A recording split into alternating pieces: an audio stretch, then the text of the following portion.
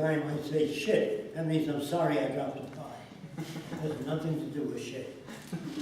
So you must understand there are no bad words. There are no good words. Your nation says this is good, this is bad, this is right, this is wrong. I want to tell you what a creative person is. Now this becomes a little more difficult to understand. So during the question period, you question the hell out of me until you do understand. They tell you that man, this is the words they use, can think and reason. I don't believe that. I don't believe man can think of anything. That includes me. Of course, whatever I say about man includes me. And if man can't think, where did the camera come from? I spoke at Princeton University, and I entitled the subject, Man Can't Think or Reason. Made everybody mad. They all came to tear me to pieces. So I said, give me one example of man thinking. The members of the optics department or the science department. They said, there's thousands of examples of man thinking.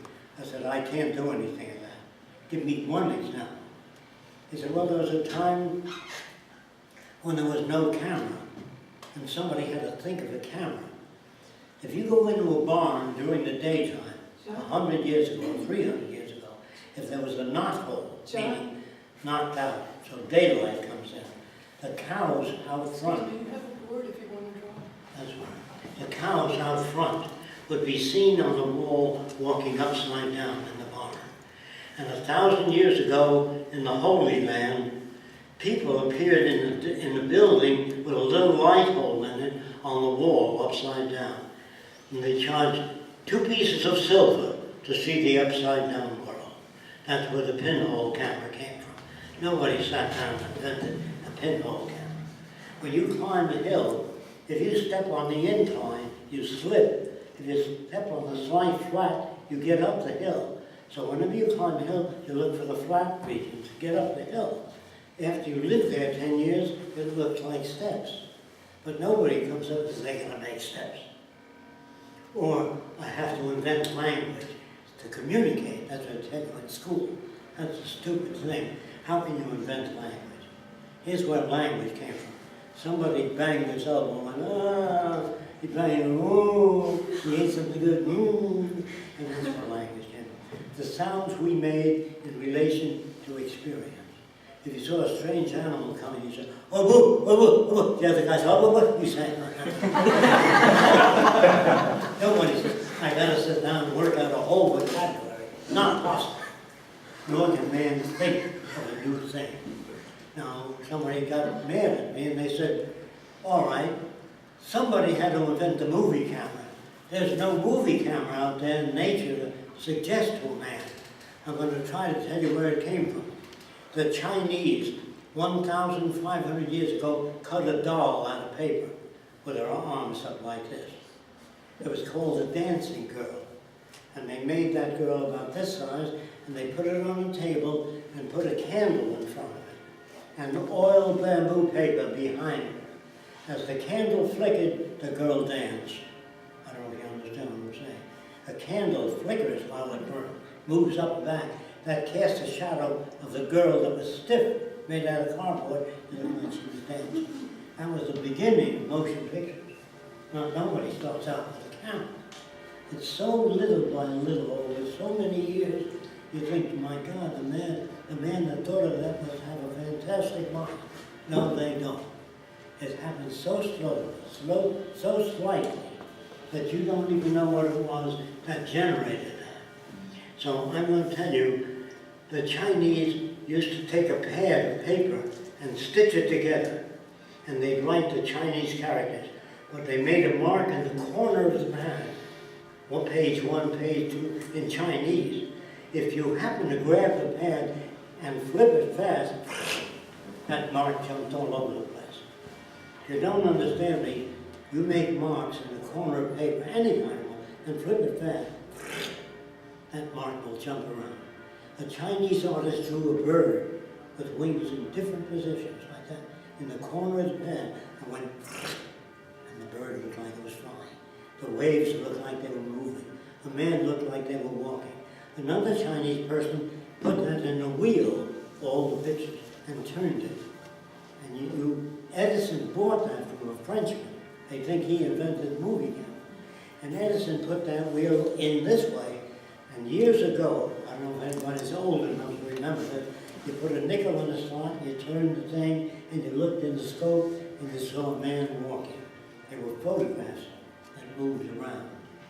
So, if you really study the history of invention, you'll see that nobody really ever invented anything. Little by little, it's developed. So everybody doesn't understand about the movie camera? That goes through all invention. Nobody ever sat down and invented anything. But they tell you in school, the invention of the wheel was the beginning of the technical age. Not true. A log fell over another tree. When you pulled the upper one, the bottom one rolled. You understand? If there was a stone in the way, it wouldn't roll. So they shaved off the bark. Just took years. In the middle, they shaved off the bark, and the outside was a lot of diameter. That's where the wheel came from. But nobody says, I gotta make a wheel so I can move things. No, they took logs, put heavy stones on, whipped people, and they pulled heavy stones over these logs. But you had to take the logs off and put them in the beginning again to get it to work. It took many, many years, 50 to 60 years, before they put a wheel on the wagon. But the wheel was never invented. It was one tree falls over another. You understand? Then they tell you in school Galileo invented the telescope. There's such a thing as natural glass, and if it has a slight curve in it, accidentally, and you pick it up, the sand gets launched underneath it. So Galileo took two of those, put them in a tube, and had a telescope. But nobody sat down and said, "Gotta make a telescope." You can't do that. The brain doesn't work that way. It works serially, a little bit by bit. They say there was a forest fire, and a lot of pigs were burned to death. They taste better since the fire, so men made fire and cooked. But they were burned accidentally by lightning or some other thing that saw the forest. Nobody ever sits down and invents a microphone or a radio. It's so serious, so slow, little by little. Now you think somebody invented, if a man came from Mars and said, "What are those things in front of your eyes?" He said, "Well, I can't see too well, so this helps me see better." "Well, what are those things hanging from your wife's ears?" Well, he said, "It's decoration." "Yes, but what's it for?" We have all kinds of junk. We wear beads, we wear all kinds of things. Right? Today the kids put silver through their nose and ears because other kids, they want to identify with them. It's a nothing thing. What's a nothing thing is something that does nothing. Your eyeglasses are something. Your wristwatch, if you got a watch, you can't keep a record of time. If you have an appointment at 4 o'clock, the brain is not as accurate as this if you take care of your battery. If you take care of your battery, you have an appointment at 4 o'clock, you know how much time you've got. It's better than man's ability the whole time. So we have to learn a new language that's not subject to interpretation. In other words, all the language of the world today is subject to personal interpretation. Now, is it possible to make a language where people understand exactly what you mean? Mathematics. When you tell the country you owe us $6 billion, they'll say $2 billion. They know what that means.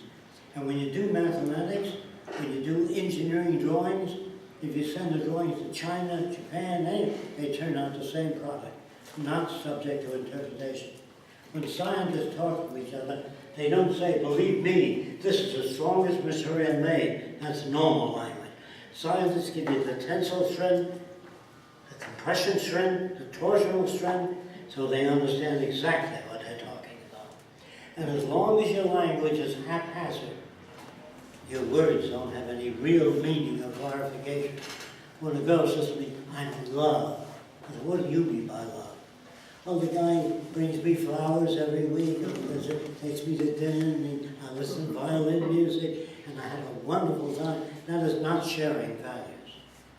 Love is a bullshit word. I want to tell you why now, so you don't get mad. Because everybody